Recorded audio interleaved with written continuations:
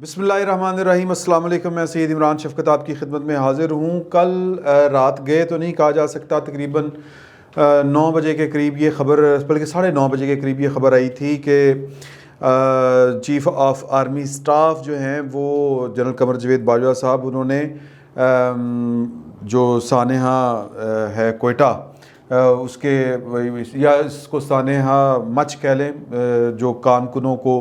ज़िबा किया गया दहशतगर्दों की तरफ से, और जो 5-6 दिन के करीब जो वो लोग थे अपने प्यारों की लाशें लेके बैठे रहे, वज़ीर आज़म का इंतज़ार करते रहे। वज़ीर आज़म को नहीं जाना था, नहीं गए। जो चीफ़ ऑफ आर्मी स्टाफ थे उन्होंने अपना कंसर्न शो किया। बताया ये जाता है कि वो बहरीन के दौरे के ऊपर थे, और इस दौरे के बाद यानी जब वज़ीर आज़म ने 2 टोक कह दिया कि मैं तो नहीं आऊँगा, तुसी जो करना कर लो, मैं ब्लैकमेल नहीं होऊंगा, तो फिर उन्होंने कहा कि मैं ब्लैकमेल आपको नहीं मैंने कहा था, मैंने ब्लैकमेल पीडीएम वालों को कहा था कि उनसे नहीं होऊंगा। बेसिकली तो वो मैसेज किसी और के लिए लगता था कि क्योंकि वो खुद आप जानते हैं कि वो इस तरह के हैं, उनका जो माजी है 2014 वाले धरने के, उनको अंदाज़ा है कि धरने धुरने करवा के वज़ीर आज़म को मजबूर किया जाता है। तो बेसिकली ये पैगाम उनके लिए था कि अगर कोई इस तरह का धरना करके मुझसे कोई भी मुतालबा, किसी भी किस्म का मुतालबा, यानी कि वो तो होगा ना एक खालिस्तन सियासी मुतालबा, ये तो एक अखलाकी मुतालबा था कि हम बैठे हुए हैं, वज़ीर आज़म आए, हमें पुरसा दें। वो कहते हैं मैं किसी अखलाकी दबाव में भी नहीं आऊँगा और मैं ब्लैकमेल नहीं होऊंगा, किसी भी शुबरा कोई इस्तीफ़ा नहीं दूँगा। अल्टीमेट उनके ज़हन में ये था, और वो मैसेज जिनको कन्वे करना था वो मैसेज पॉलिटिकल फोर्सेस नहीं थी, ये ऐसा कहना है या ऐसा समझना है बहुत से लोगों का। तो वो फिर अकेले जिस दिन गए दफनाने के बाद, तो उस दिन जो चीफ़ ऑफ आर्मी स्टाफ हैं वो बताया जाता है कि वो पाकिस्तान आ चुके थे, लेकिन उन्होंने वज़ीर आज़म के साथ नहीं गए। उमूमन होता है कि इस तरह की जो कहते हैं उसको इज़हार यकजहती के सॉलिडेरिटी के लिए, उमूमन ये शो करने के लिए कि जो स्टेट है या जो गवर्नमेंट है वो पूरी तरह फंक्शनल है और उसकी जो अथॉरिटी है वो हर जगह पे कायम है। तो वो फिर जो इस तरह के जो अहम तरीन लोग होते हैं वो इस तरह वज़ीर आज़म के साथ मूव करते हैं। तो लेकिन जनरल कमर जावेद बाजवा साहब नहीं गए। अब वो गए हैं कल रात को, और वो उनसे मिले, उनके दुखों का मुदावा किया और उनको यकीन दिलाया कि इनके जो ज़िम्मेदार हैं जिन्होंने ये एक गैर इंसानी फ़ेल किया, मतलब कसाईयों वाला जो किरदार है, हम उनको नहीं छोड़ेंगे। और पाकिस्तान की फ़ौज जो है वो पीछे लगी हुई है इनके, और उनको वो निशाना बना रही है और उनको कैफरे किरदार तक पहुंचा रही है। और पाकिस्तान में आप दहशतगर्दी का जो लेवल देखें जो था वो अल्हम्दुलिल्लाह अब उस तरह से नहीं है, जो है ज़रबे अज़्ब से लेके और फिर जो नेशनल एक्शन प्लान था, इस पे भी बहुत से लोगों के बहुत से एतराज़ हो सकते हैं। लेकिन एक चीज़ जो विजिबल है वो ये है कि पाकिस्तान में बहरहाल दहशतगर्दी शायद 1% भी नहीं रही उस मुकाबले में, जो रोज़ नहीं तो हर जुम्मे तो कम से कम हर शहर के बड़े शहर में धमाका होता था पाकिस्तान में। तो वो वाले हालात अब नहीं रहे, और चीफ़ आर्मी स्टाफ ने यकीन दिलाया कि हम आपके जो प्यारों के कातिल हैं उनको गिरफ़्तार करेंगे। इशारे हैं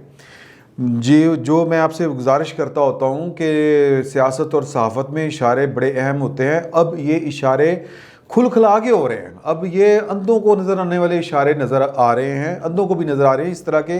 क्लियर कट इशारे हैं। पहला इशारा मैंने आपको बता दिया कि चीफ़ ऑफ आर्मी स्टाफ का अकेले जाना, वहाँ पे वज़ीर आज़म के साथ ना जाना और फिर अकेले जाना, ये इसकी कोई ना कोई सियासी इसकी कॉनोटेशन है, इसका कोई ना कोई सियासी तर्जुमा, इसका कोई ना कोई सियासी मतलब है। और ये जो परथू ब्याह हुआ है ना भाईनू इमरान खान साहब को, ये इसके पीछे कोई ना कोई कहानी है। दूसरा,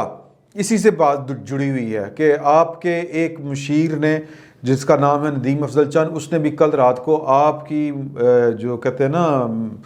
जो ओहदा है मुशीर वाला या मशावरत वाला ओहदा जो है उनका, उससे इस्तीफ़ा दे दिया है। और उसके पीछे उनका एक ट्वीट है। फिर वो जो ट्वीट उनका आ गया था सामने, जब उन्होंने कहा ये कोयटा सानिया के ऊपर या मच वाले साने के ऊपर, ये मेरे कमज़ोर ईमान की निशानदेही है कि मैंने सिर्फ़ मज़लूमीन के साथ हमदर्दी की सियासत नहीं की। एक दरबार सियासत यहाँ है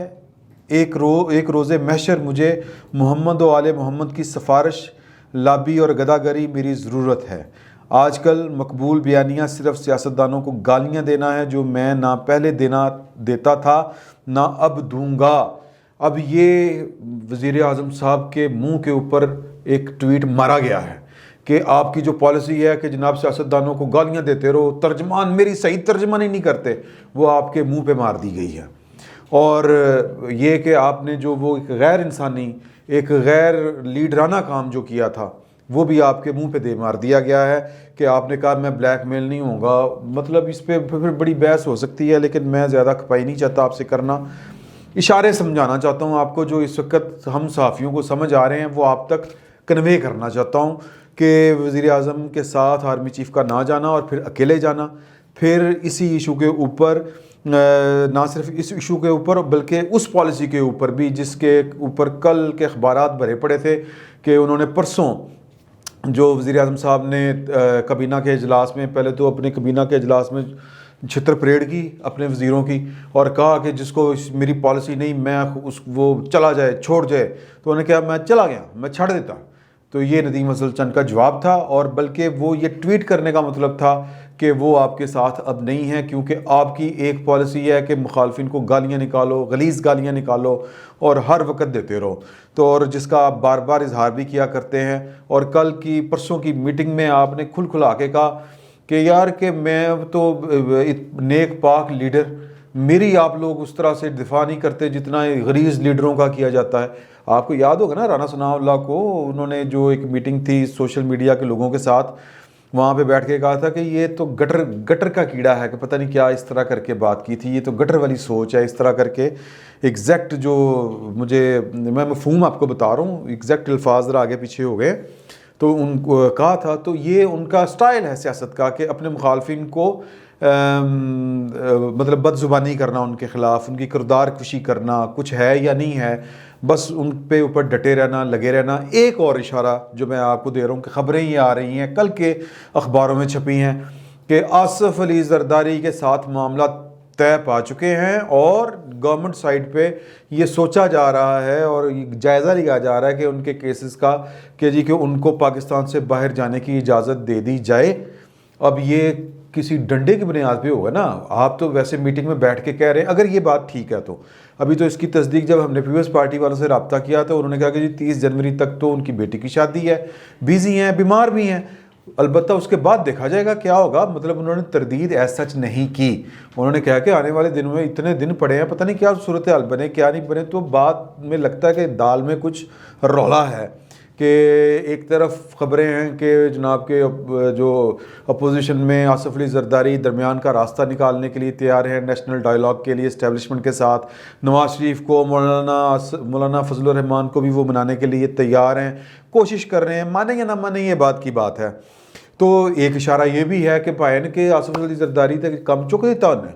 तो वो तो जनाब मुख मका करके बैठा हुआ है, आगे चल रहा है, पेशरफ्त हो रही है, अगर ये बात ठीक है। और एक तरफ आप बैठ के गालियाँ देते हैं कि यार कि अगर ये जो है वो क्या कहते हैं नेक पाक मुझ जैसा लीडर जो है इसका दिफा नहीं किया जा सकता, तो जरदारी और नवाज शरीफ जैसे चोर लुटेरे। अच्छा, अगर एक तरफ वो चोर लुटेरे कह रहे हैं, दूसरी तरफ आपका एक तर्जमान जो है एक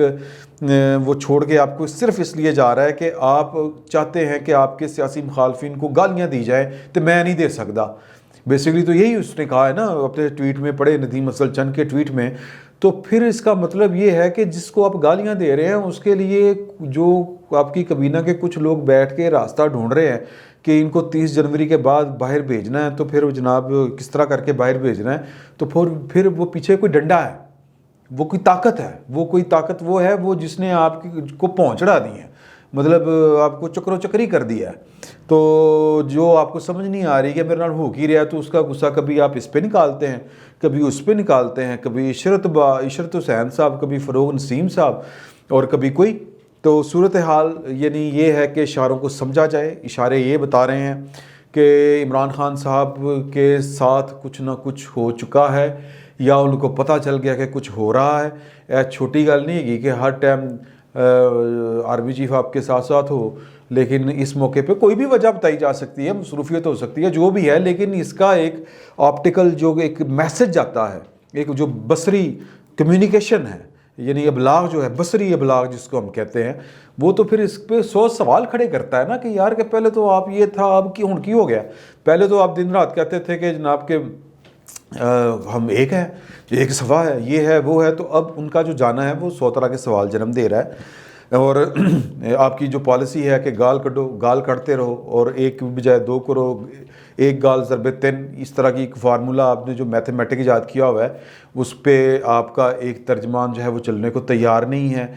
आपकी हुकूमत के अंदर से एक खिचड़ी पक रही है कि आसिफ अली जरदारी को मुल्क से बाहर भेजना है और उसको एक रिलीफ देना है। वो कौन दवा रहा है रिलीफ? तो ये सारे इशारे हैं और ये इशारे बता रहे हैं कि इमरान खान साहब जो हैं वो गर्म पानियों में हैं। इमरान खान साहब का जो टाइटैनिक है उसमें मोरे हो चुके हैं और उसमें जनाब चूहे दौड़ रहे हैं, इधर उधर फिर रहे हैं। और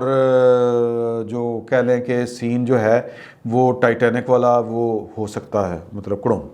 आने वाले दिन बड़े थोड़े रह गए इमरान खान साहब के, तो बस देखते जाएं, पिक्चर अभी बाकी है, तो फिर बात होगी। फिर वक्त इतना ही, बहुत बहुत शुक्रिया।